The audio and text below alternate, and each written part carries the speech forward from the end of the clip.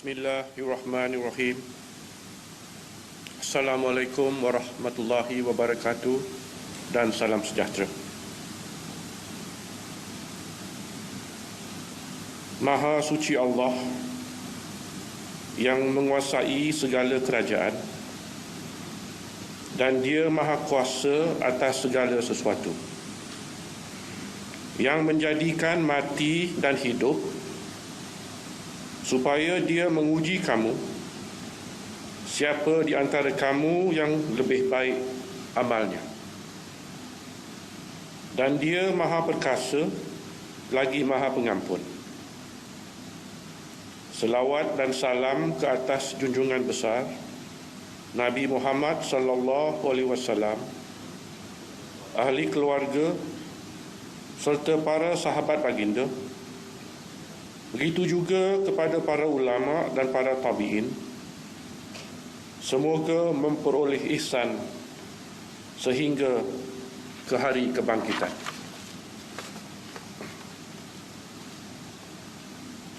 Susulan kehilangan sokongan majoriti melalui usul undi percaya semasa berlangsungnya mesyuarat ketiga tahun ketiga Dewan Negeri yang bersidang pada 4 Disember 2020, Ahli Dewan Negeri Cenderian yang berhormat Datuk Seri Ahmad Faizal bin Datuk Azumu menyembahkan watikah memaklumkan kedudukan beliau sebagai Menteri Besar Perak terjejas secara langsung berdasarkan peruntukan Fasal 1 Perkara 12 dan Perkara 16(6) Bahagian pertama Undang-Undang Tubuh Kerajaan Negeri Perak Darul Ridwan. Dengan itu, beliau mempersembahkan hasrat meletak jawatan sebagai Menteri Besar bersama Ahli Majlis Mesyuarat Kerajaan. Permohonan meletak jawatan sebagai Menteri Besar bersama Ahli Majlis Mesyuarat Kerajaan yang dipersembahkan melalui warkah bertarikh 5 Disember 2020 mendapat perkenan beta. Beta menzahirkan titah terima kasih kepada Yang Berhormat Datuk Seri Ahmad Faizal yang telah melaksanakan tugas Menteri Besar sejak 12 Mei 2018. Setelah mendapat perkenan beta 2 kali mengangkat sumpah jawatan, kali pertama pada 12 Mei 2018 dan kali kedua pada 13 Mac 2020. Beta juga menzahirkan titah terima kasih kepada semua ahli Majlis Mesyuarat Kerajaan atas perkhidmatan yang telah diberikan dalam tempoh perkhidmatan mereka.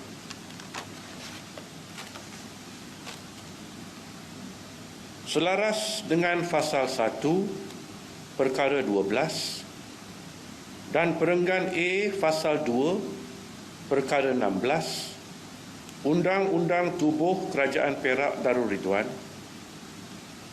pada timbangan beta, Ahli Dewan Negeri Kota Tampan boleh mendapat kepercayaan sebahagian besar daripada ahli-ahli Dewan Negeri untuk dilantik sebagai Menteri Besar yang baru.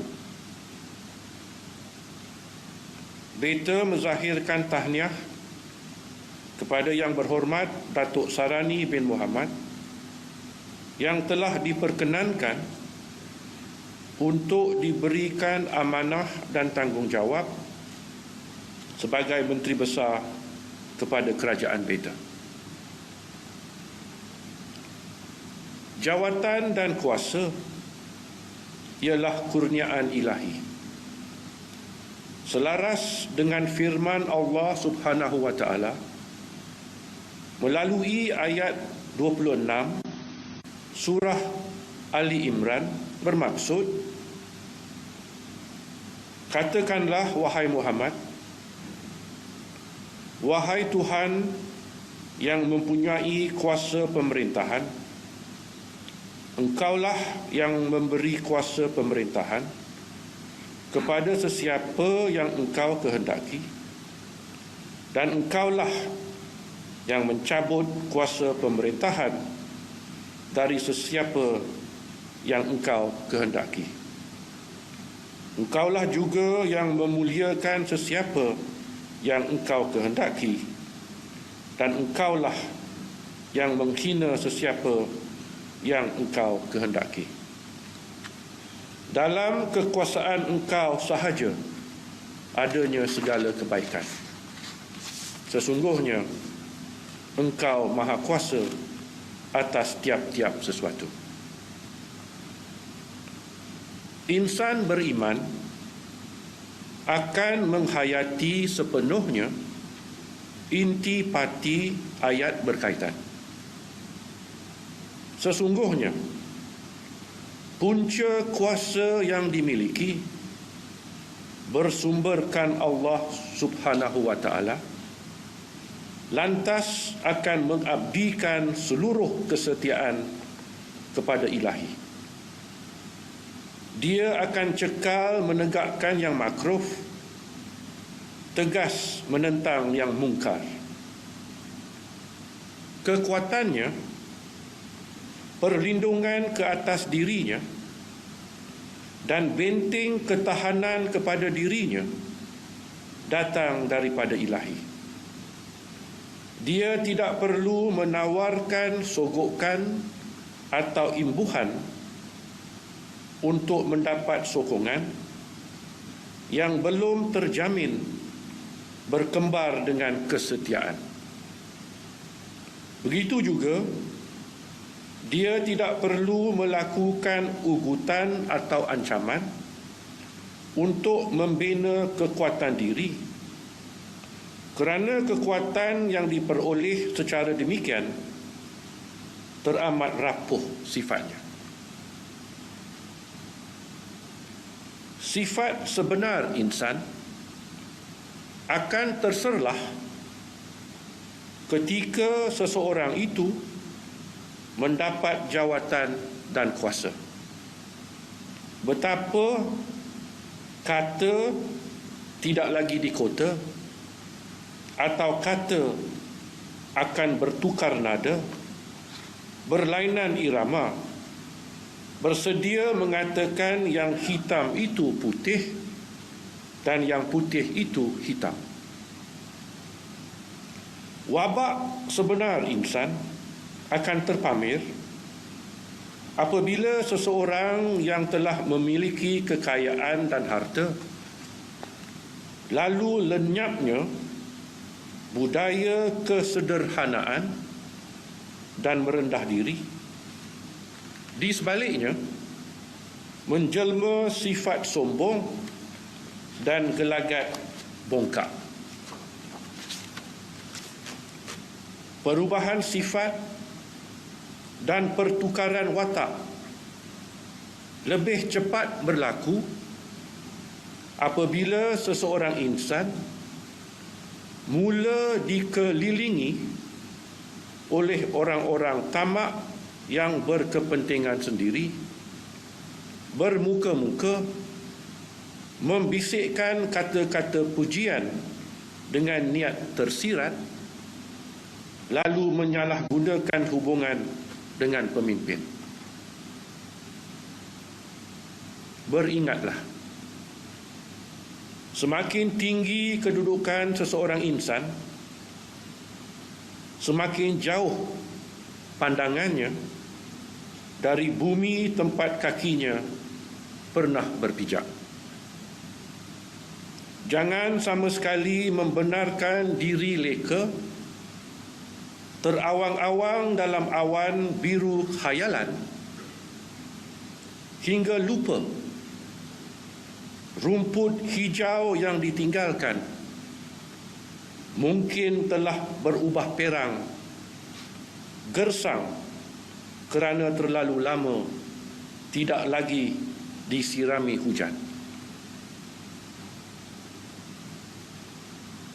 Setelah Allah Subhanahu wa taala mengangkat darjat seseorang insan,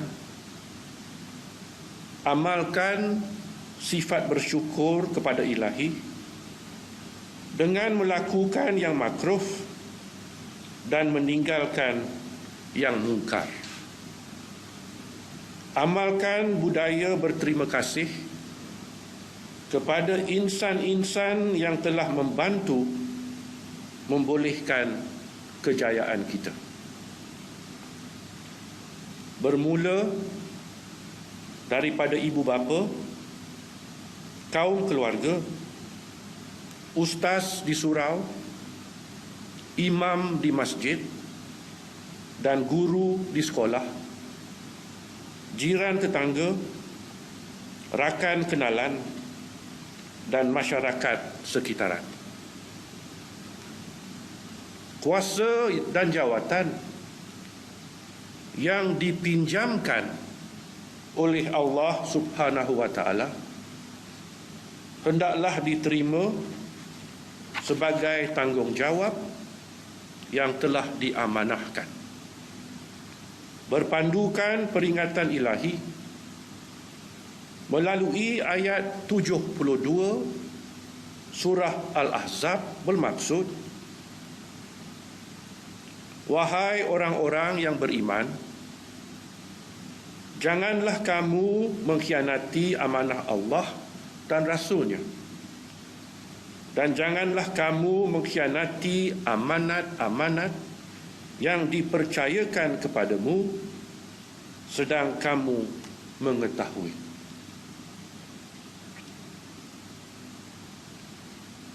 Sejak berlangsungnya pilihan raya umum ke-14, sudah 3 kali istiadat pelantikan Menteri Besar dilakukan. Perkara yang mencatatkan sejarah baru yang tidak pernah berlaku dalam sesuatu penggal Dewan Negeri sebelum ini. Tetapi perkara ini bukanlah sejarah yang mahu dibanggakan. Perkara yang berlaku akan tercatat dalam sejarah sebagai cerminan kegagalan dan bukannya kejayaan. Kegagalan kepimpinan dalam kalangan ahli-ahli politik mendapat jaminan sokongan padu secara konsisten untuk membolehkan fikiran dan tenaga ditumpukan mentadbir urus negeri secara terbaik bagi kepentingan rakyat. Setiap ahli Dewan Negeri dipilih rakyat kerana rakyat mempercayai anda. Rakyat meletakkan harapan bahawa anda akan dapat membantu untuk menambah baik kawasan tempat tinggal mereka, membantu menyediakan pelbagai keperluan dan perkhidmatan, membantu meningkatkan taraf ekonomi mereka, serta membantu memenuhi sebanyak mungkin keperluan sosial mereka. Rakyat dalam semua kawasan Dewan Negeri sama ada diwakili oleh Adun Perikatan Nasional atau Pakatan Harapan, sama ada orang Melayu orang asli, orang Cina dan orang India. Begitu juga penganut Islam, penganut Kristian, penganut Hindu dan penganut Buddha, serta yang berpegang kepada pelbagai kepercayaan, mempunyai keperluan yang sama, menanggung penderitaan yang sama, memiliki harapan yang sama, menagih perhatian yang sama.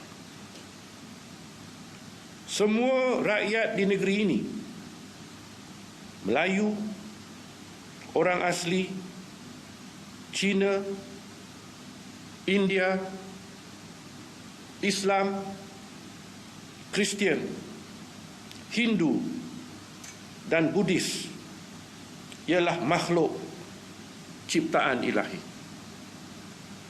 Kesemua mereka rakyat Duli Yang Maha Mulia Paduka Seri Sultan Perak. Kesemuanya mahukan sebuah negeri yang aman lagi makmur, dengan pemerintahan yang melaksanakan keadilan dan membina kerukunan agar rakyat hidup dalam semangat saling menghormati, penuh harmoni. Rakyat jelata, terutama dalam kalangan berpendapatan rendah dan miskin, rakyat yang semakin ramai kehilangan pekerjaan dan pendapatan akibat pandemik COVID-19, jangan dijadikan kancil yang mati tersepit kerana gajah yang tidak berhenti-henti beradu kekuatan. Doa rakyat yang merasakan diri mereka teraniaya, tidak ada dinding untuk dimakbulkan ilahi, janganlah rakyat dianiayai kerana dipengaruhi emosi berdendam dan pemikiran politik yang jumud.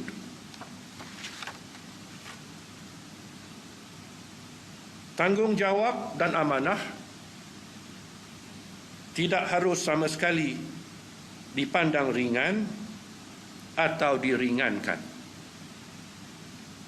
Jadikanlah panduan peringatan ilahi yang terkandung dalam ayat 72 surah Al-Ahzab yang bermaksud,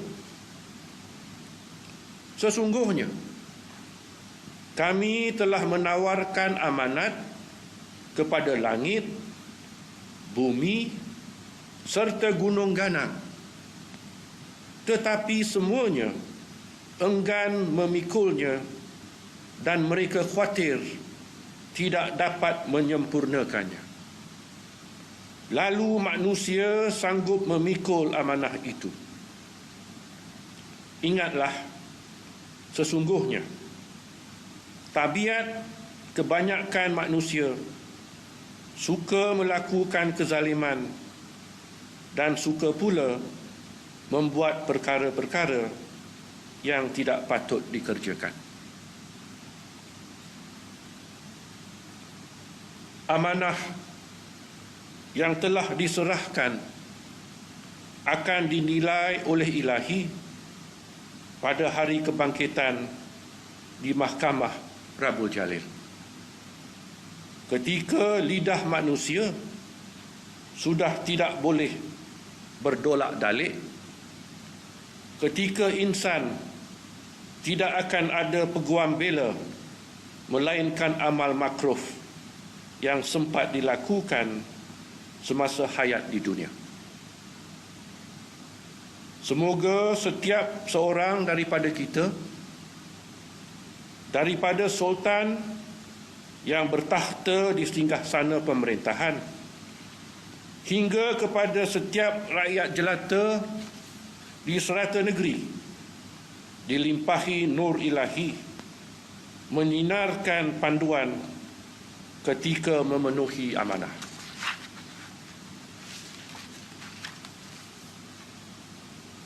Kemelut kepimpinan Kerajaan Beta yang mula tercetus pada 4 Disember lalu semoganya berakhir. Pelbagai pihak daripada kalangan pakar perundangan, pegawai kerajaan, orang perseorangan dan paling ramai para pemimpin politik daripada Perikatan Nasional, begitu juga para pemimpin politik yang mewakili Pakatan Harapan telah menghadap Beta. Kesemua mereka mempunyai niat dan tujuan yang murni mahu membantu agar kemelut yang berlaku dapat ditangani. Pelbagai cadangan, pandangan, pendapat dan saranan telah dipersembahkan dengan hasrat membantu Beta merungkaikan kekusutan yang dihadapi. Kepada semua mereka, Beta menzahirkan penghargaan tinggi. Beta amat menghargai petugas-petugas media yang berkampung di hadapan Istana Kinta di bawah terik panas matahari dan dibasahi hujan, melaksanakan tugas secara tekun lagi komited, melaporkan dan menyiarkan berita secara bertanggungjawab kepada rakyat jelata yang mengikuti perkembangan yang sedang berlaku. Demikian juga kepada para anggota polis Diraja Malaysia yang telah membantu mengawal keadaan, membolehkan pelbagai pihak melaksanakan tugas masing-masing secara tenteram dan teratur. Penghargaan Beta kepada Yang Berhormat Yang di-Pertua Dewan Negeri, Setiausaha Kerajaan Negeri, Penasihat Undang-Undang Negeri, pegawai-pegawai kerajaan dan ahli-ahli Dewan Negara Perak yang telah bekerjasama dalam semangat saling membantu, saling nasihat-menasihati, memastikan segala urusan kerajaan tidak terjejas dan kemelut yang dihadapi berjaya ditangani secara bijaksana. Semoga segala khidmat bakti tersebut diterima ilahi sebagai amal makruf yang diberikan ganjaran dunia, ganjaran akhirat. Amin ya rabbul alamin. Wabillahi taufik wal hidayah. Wassalamualaikum warahmatullahi wabarakatuh.